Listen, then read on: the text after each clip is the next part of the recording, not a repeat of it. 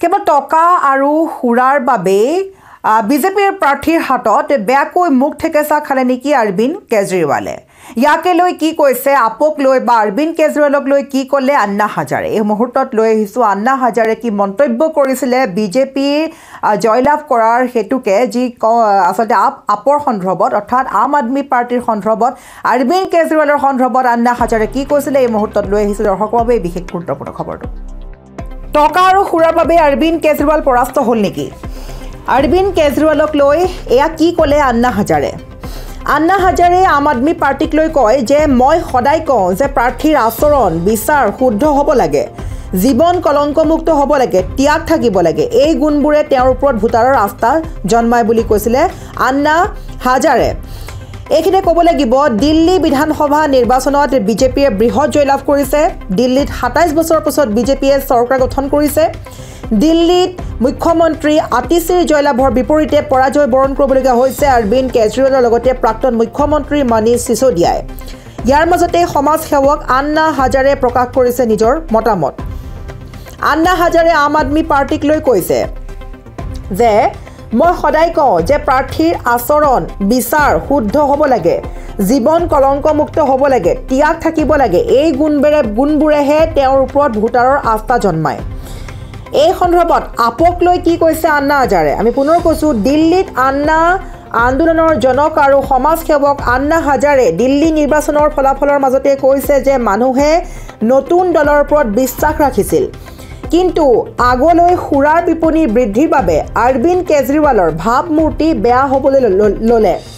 নিস্বাৰ্থ ভাৱেৰে জনতাৰ সেৱাই ভগৱানৰ পূজা হয় এয়া তেওঁ বুজি নাপালে যাৰ বাবে তেওঁ আজি ভুল পথত ভৰি দিছে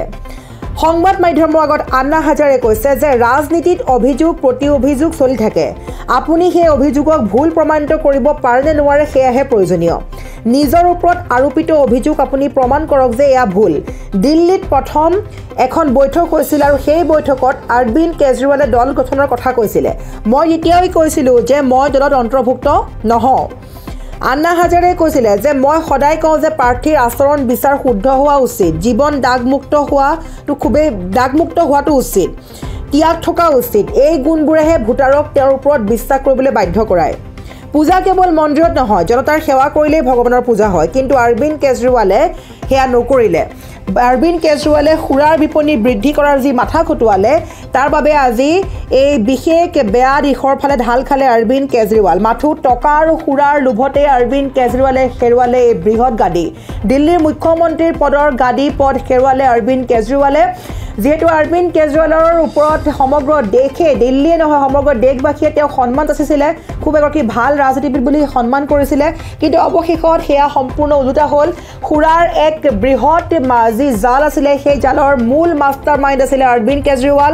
আৰু অৰবিন্দ কেজৰিৱালে টকা আৰু সুৰায়ে মূৰত ধৰাৰ বাবে হয়তো আজি অৰবিন্দ কেজৰিৱালে বেয়াকৈ পৰাস্ত হ'বলগীয়া হ'ল হেৰুৱাবলগীয়া হ'ল তেওঁৰ সেই মুখ্যমন্ত্ৰীৰ গাদী আৰু আজি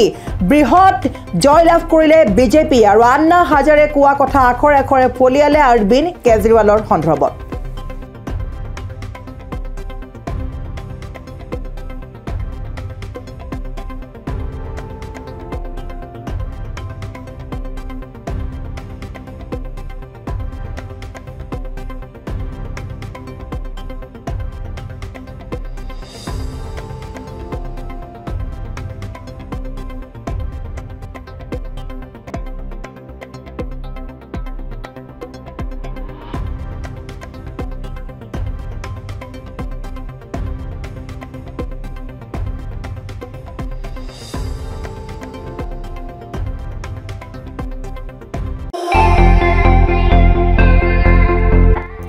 আপুনিও ভুগিছে নেকি গেছৰ সমস্যাত গেছ আৰু লিভাৰ ৰিলেটেড সকলো সমস্যাৰ একমাত্ৰ সমাধান গেষ্ট্ৰচিটি বডজম এচিডিটি ফেটি লিভাৰ পাইলছকে আদি কৰি ভিন্ন গেছৰ সমস্যাৰ সমাধানৰ বাবে কেৱল আপোনাৰ কাষত গেষ্ট্ৰচিটি